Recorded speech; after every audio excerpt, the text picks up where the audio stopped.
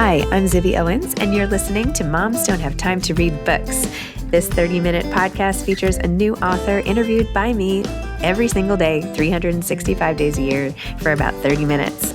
I am also the publisher for Zibby Books, which publishes 12 books a year in fiction and memoir. Our books are already out now. You can check it out on zibbybooks.com. And we have a magazine called Zibby Mag, where we have lots of wonderful essays and lifestyle features. That's at zibbymag.com. We have classes at zibbyclasses.com.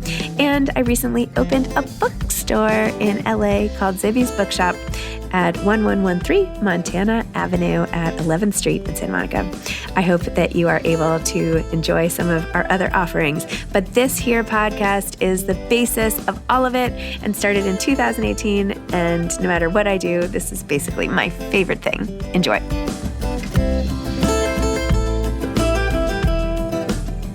Today is Monday, October 16th, and I just interviewed Rabbi Diana Fersko. She is the senior rabbi of the Village Temple in downtown Manhattan and the author of We Need to Talk About Anti-Semitism.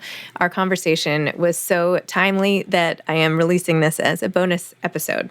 Rabbi Fersko served as National Vice President of the Women's Rabbinic Network and is a member of the New York Board of Rabbis. She received her rabbinic ordination from Hebrew Union College, Jewish Institute of Religion, where she also earned a master's degree in Hebrew literature.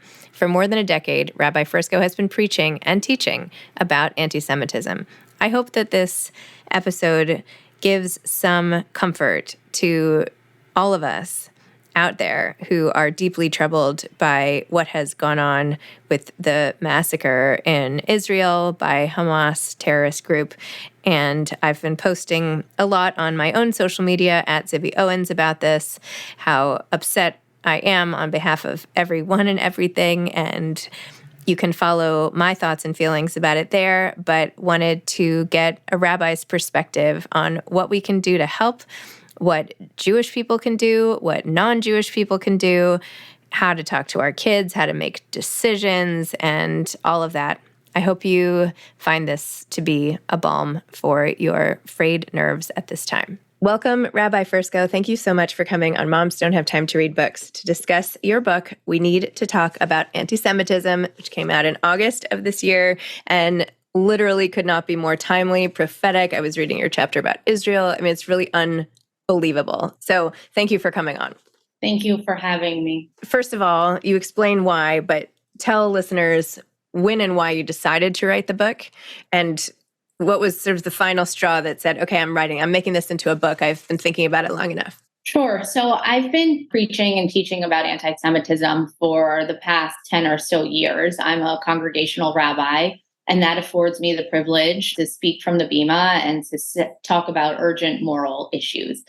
And one of the issues that I saw rising in the world of my congregants and just the world in general was anti-Semitism. And so I spoke about it frequently. And, there was some pushback because it's hard to even fathom this, but anti-Semitism was not in the news. And in fact, if you grew up like I did, it really felt like it was over in a lot of ways. It was a history, something we learned about, we went to museums about, we heard testimonies about, but it wasn't us. So at that time, it certainly wasn't a popular thing to discuss. But of course, I kept talking about it because I kept seeing it in ways that just made me really uncomfortable. And the more I kept speaking about it, people started sort of coming forward to me with their own stories. Something at my child's school made me really uncomfortable. I'm not sure what college to send my daughter to because I heard that there was some Israel hostility on campus. Things like that kept creeping up, and the stories became more and more troublesome and urgent. And then in 2020, my synagogue was attacked with a baseball bat, the glass door. And it was during the Black Lives Matter protests. And I say that just to give some context, because there was a great deal of destruction that night of the protests in the city. So I'll never know what the attacker had in their heart. Was this targeted towards us specifically as Jews? Was it just a part of a night of larger aggression about other problems in our world? But for me, seeing the shattered glass of my synagogue broke my heart. It was reminiscent of other historic attacks against the Jewish people. And at that moment, I decided, I need to take my message wider. I think that as congregational rabbis, our platform is incredible to be with people, to hear people, to, speak out. But there are times where we need to reach out, beyond our immediate congregations. And I felt that this was one of those urgent moments. You talk in the book about microaggressions and the little things, as you just said, that what is this? Should I worry about this? Like our radar is up a little bit. And that led, of course, to some of the bigger questions that you write about. Talk about how even these little things how we're starting to creep in. Like, what are some of the things that you were seeing aside from college campuses? Sure. So small things, I was working out in the gym with a partner, and she was telling me a story about somebody, and she said to me, you know who that person is. She's Jewish, but pretty. To me, hello, big Jewish star. She knows what I do. She knows about my life. Obviously, the implication is you can't be both.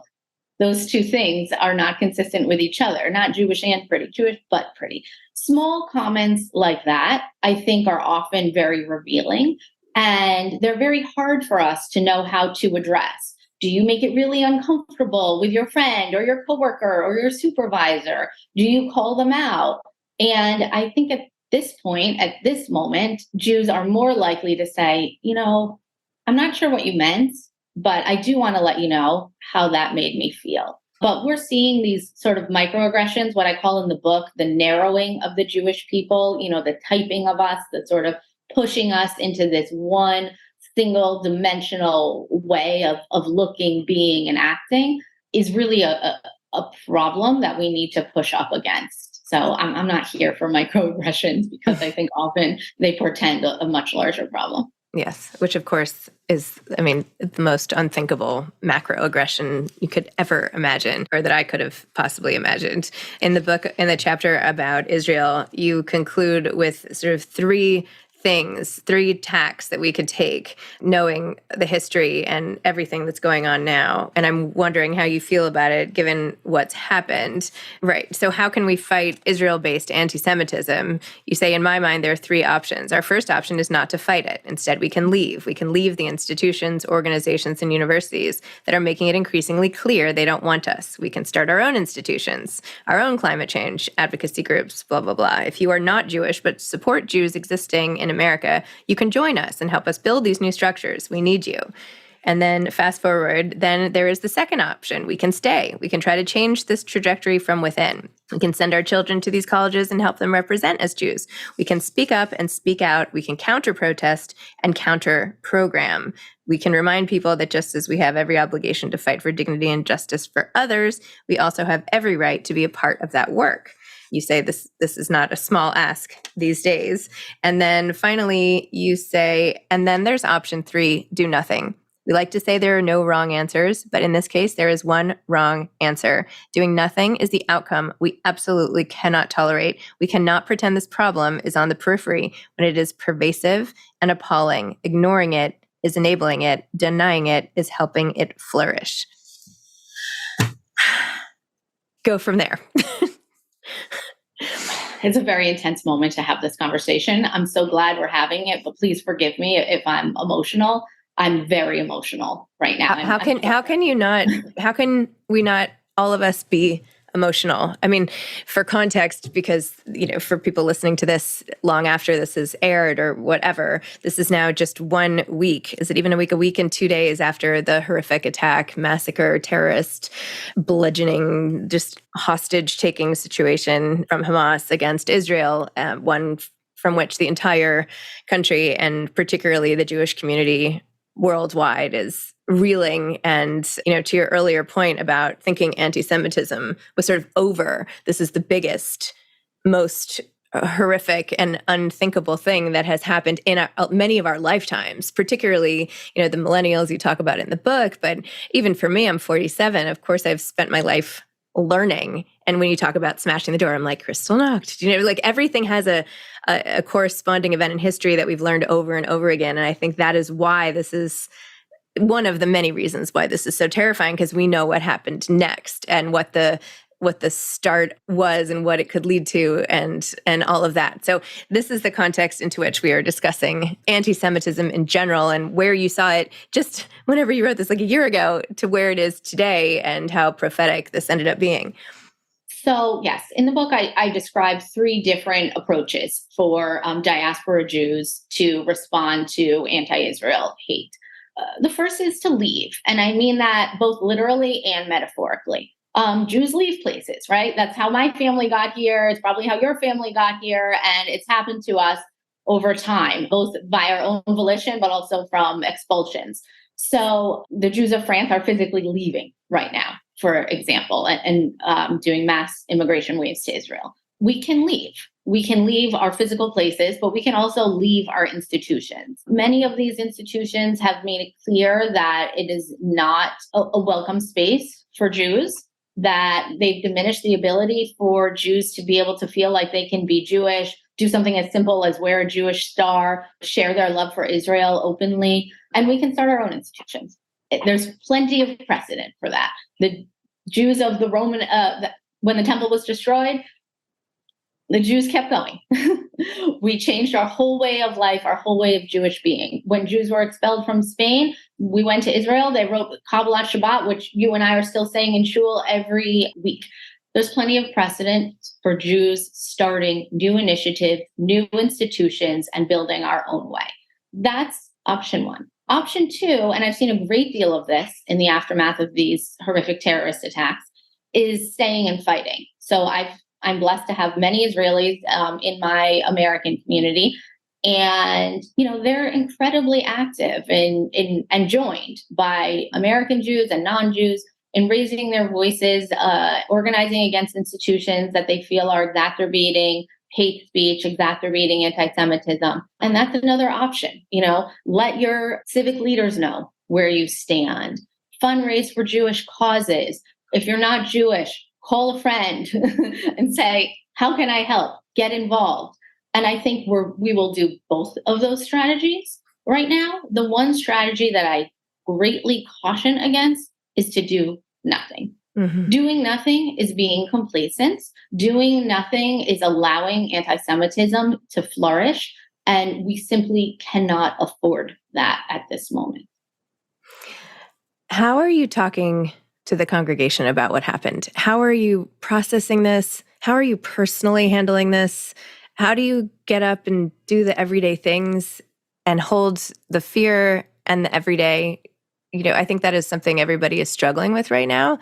Do we do our normal things? How do you hold both? So how are you sort of holding both, and how are you communicating, and just how are you doing?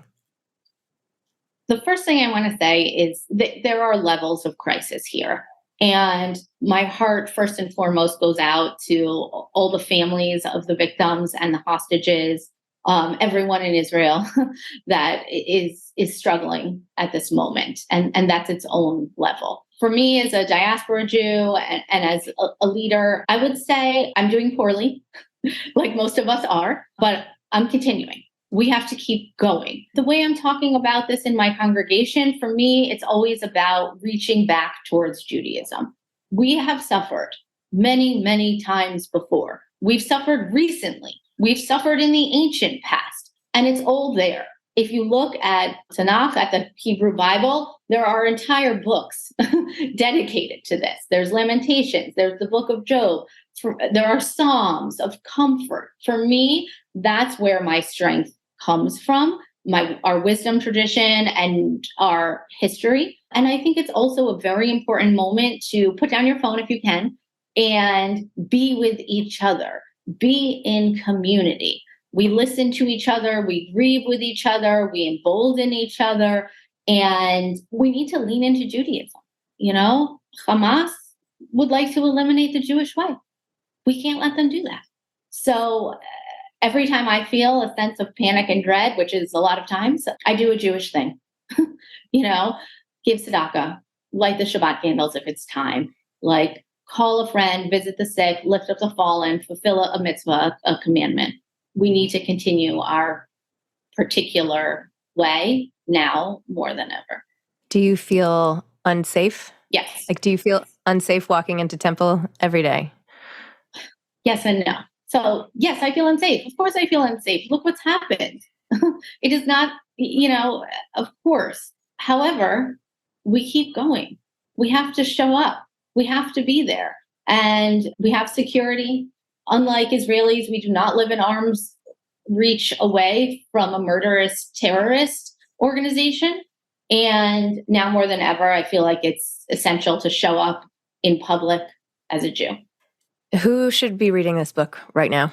I mean, anyone that's curious about how to help the Jewish people. I think the book will give you a sense of history, but it's not a history book. I think the book will give you a sense of the state of anti-Semitism here and now, what's led us to this point, what Jews are facing every day. And hopefully it will give us the opportunity to fight against it in a clear-minded, emboldened fashion. And people who are listening and feeling compassionate but are not Jewish, what can they do to help? So many things, and it's essential. Jews are a tiny minority. We cannot fight this fight alone. We will not win without the support of others. You can ask a Jewish person, how are you doing? What can I do? You can give money to any of these important causes, and you can speak out in your own organization. What we're seeing is sort of a growing public complacency for the Jewish people, and in some cases, just a lack of support and middling responses to these horrible attacks. And it's not acceptable. So if you can be an ally in your school system, in your workplace, in a civic organization of any kind, I think that will go a long way. I know I've had friends reach out to me that aren't Jewish, and it's just deeply reassuring. What are you most afraid of, and what is the thing that is keeping you going the most? I'm most afraid of Hamas. That's what I'm most afraid of. They're a murderous terrorist organization. What's keeping me going? So many things. My fierce belief and love for the Jewish people. We are the eternal people. It's who we are. I've dedicated my life to the study of the Jewish people, the support of the Jewish people, love for the Jewish people, and so many of us have.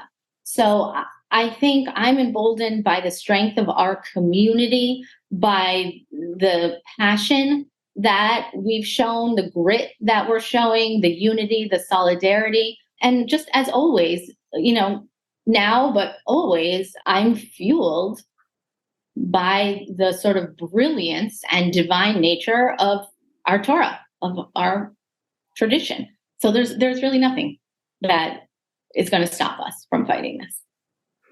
And sorry to keep asking you tactical questions, but I think a lot of people are looking for specific answers for all the Jewish people out there who are processing this, understanding the sort of new landscape and reality of life, of how people feel, people who are feeling very betrayed by people who are siding with opposition. And that's, another level of sort of emotion a lot of people I think today are going through. What is the counsel for them? What are the most helpful things that we can all do, both to cope, but really to help fortify the Jewish people, to keep our values strong, to how should we be speaking out? How should we be supporting? Give us a roadmap here.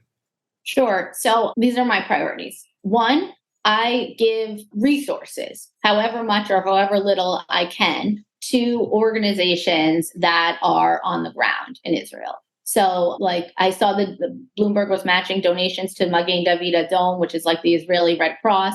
For me, that was easy. Someone asked me to do that, click, click, click, done. Do that. I like to support Federation. They're very set up here and also on the ground in Israel. I was able to speak at their rally last week that they put together, and 20,000 of us showed up in New York, in an instant. It was remarkable. The mayor was there. The governor was there, So I like to support them, and they're doing incredible work. So the first level is supporting things, actions that are happening in Israel, if you feel compelled to do that, is something that for me is top of mind.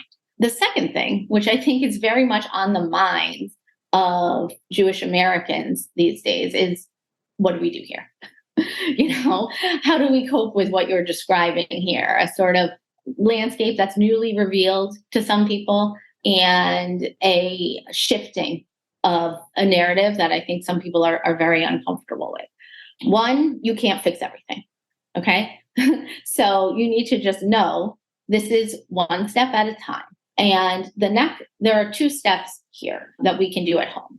One, double down on Judaism.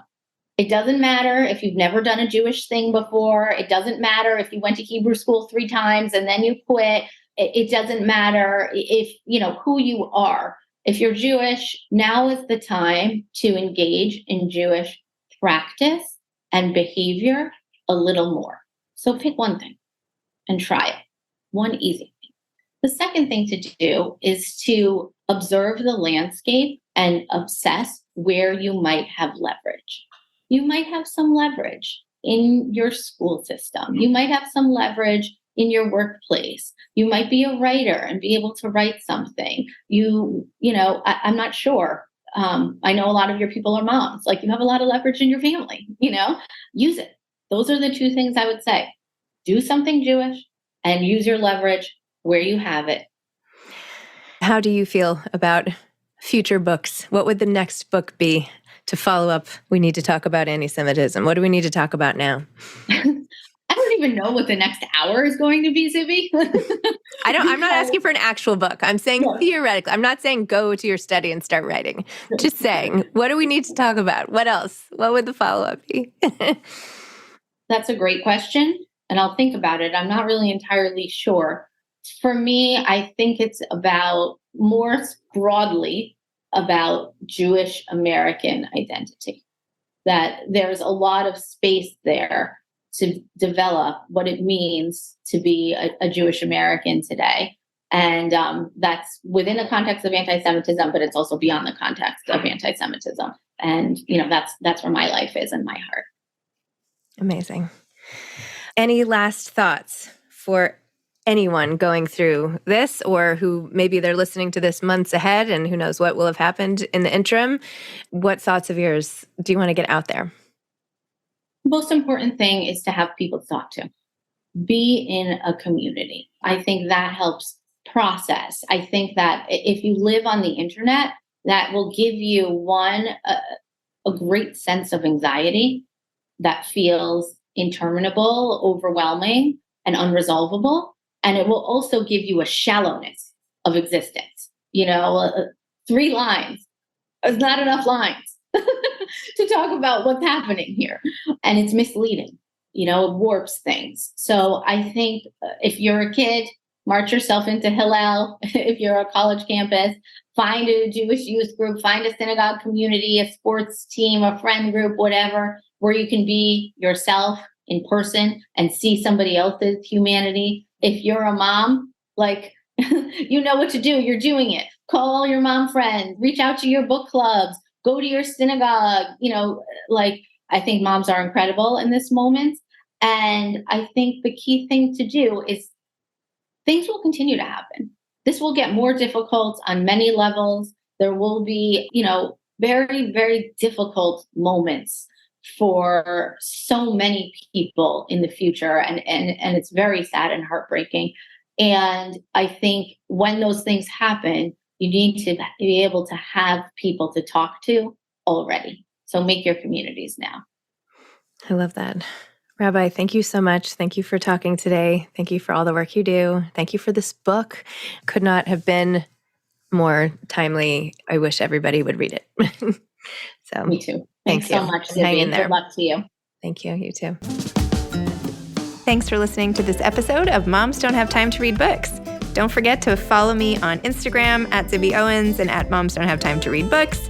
Also sign up for my newsletter at zibbyowens.com and sign up for my virtual book club and meet lots of authors on Zoom every other week. Thanks so much to Steve and Ryan at Texture Sound for the sound editing. And thank you to Morning Moon Productions for providing this fantastic intro and outro music.